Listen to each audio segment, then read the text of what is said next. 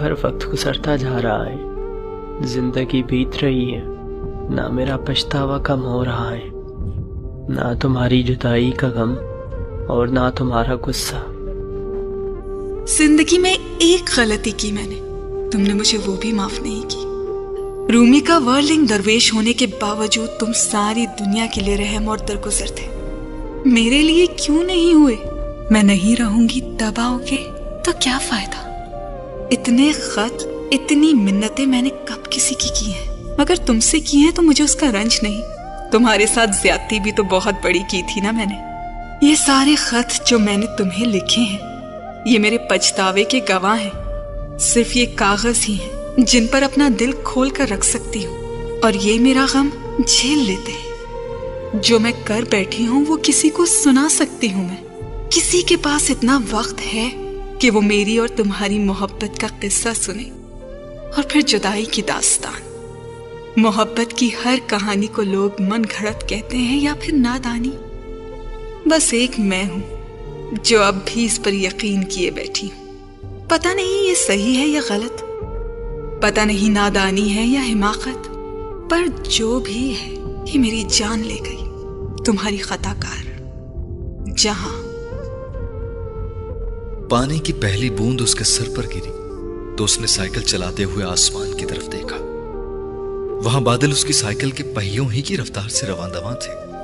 स्याह जिनों भूतों जैसा रंग और शक्लें बनाए बादल। दूसरी बूंद ठीक उसकी नाक की नोक पर गिरी थी, और वहां से उसके होंठों, और होंठों से ठोड़ी, और ठोड़ी से उसकी गर्दन का सफर उसने सेकंड्स में किया था। उसने सर झुकाकर पैडल्स को पूरी कुव्वत से घुमाना शुरू कर दिया, यूं जैसे वो उन बादलों और उनमें समाई बूंदों को हराना चाहता हो। हरकुलिस की तरह तेज तेज और तेज, हवा से तेज, बादलों से ताकतवर। उसकी साइकिल उस पगडंडी पर हिचकोले खाती चलती जा रही थी जो सब्ज खेतों के बीचों बीच गुजरती अब उस वसी इलाके पर फैले दरख्तों के झुंड में दाखिल हो रही थी जहां वो जाना चाहता था। बादल और बारिश उसका ताक़ुब कर रहे थे, या कम से कम उसे ही ऐसा लग रहा था। और वसी और अरीज इलाके पर फैले हुए बुलंद दरख्तों के उस जंगल में दाखिल होते ही उसे लगा जैसे वो बादलों को शिकस्त दे आया था। वो उस जंगल के सामने से रोज गुजरकर स्कूल जाया करता था, बल्कि उसके साथ ही स्कूल के सारे बच्चे रोज ही वहां से गुजरते थे। कभी कभी वो जंगली बेर ढूंढते अंदर घुस जाते, मगर कभी कभी बहुत अंदर तक जाने की उनकी हिम्मत ही ना होती थी। और आज वो अकेला ही उस जंगल में घुस आया था। बुलंद व बाला घने दरख्तों ने सारे जंगल पर छत तान रखी थी, जिसमें से सूरज की रोशनी और हवा छन छन कर आती। लेकिन उस वक्त जब सूरज बादलों की ओट में था तो जंगल दिन में भी तारीकी में डूबा हुआ था।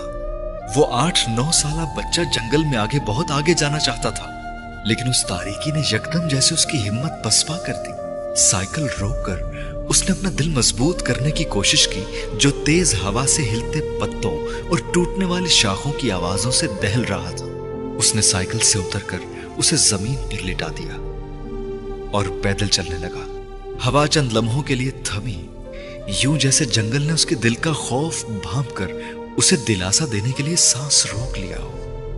वो एक अजीब सन्नाटे में खड़ा था, पत्तों की हल्की हल्की सरसराहट और परिंदों का शोर। वहां उस वक्त कोई तीसरी आवाज नहीं थी। वो चंद कदम और आगे बढ़ा और अपने जूतों के नीचे सूखे पत्तों की चुरमुर होने की आवाजें सुनी। वो यकदम रुक गया, यूं जैसे ये आवाजें भी उसे खौफजदा कर रही थी। उसने पलटकर देखा जहां उसने साइकिल जमीन पर लिटाई थी, और फिर दरख्तों से पार नजर आने वाले खेतों को, यूं जैसे वो अपने आप को ये हौसला देना चाहता हो कि वो जब चाहे वहां से भाग सकता था। दोबारा पलटकर वो चंद कदम आगे और बढ़ा। फिर उसे यकदम एक सूखे दरख्त का गिरा हुआ तना नजर आया। वो बेख्तियार खुश हो गया। अपनी पुश्त पर लटका बैग उतारकर वो तेजी से उस तने तक गया, जो इतना बड़ा और मोटा था कि वो उसके कद के बराबर आ रहा था। अपने बैग को उसने तने की एक जमीन बोझ शाख पर रखकर उसकी जिप खोली और अंदर से लकड़ी का एक छोटा सा लेटर बॉक्स निकाला, जो लकड़ी के गैर हमवार टुकड़ों से बनाया गया था। उसने लेटर बॉक्स तने के साथ जमीन पर रख दिया। उसके पास कोई कील और हथौड़ी होती तो शायद वो लेटर बॉक्स को तने पर ठोक देता, लेकिन उन चीजों की अदम मौजूदगी में उसने उसे तने के साथ टिकाना ही काफी समझा। यकदम हवा फिर चलने लगी थी। उसने तेजी से बैग में से एक लिफाफा निकाला और उसे लेटर बॉक्स में डाल दिया।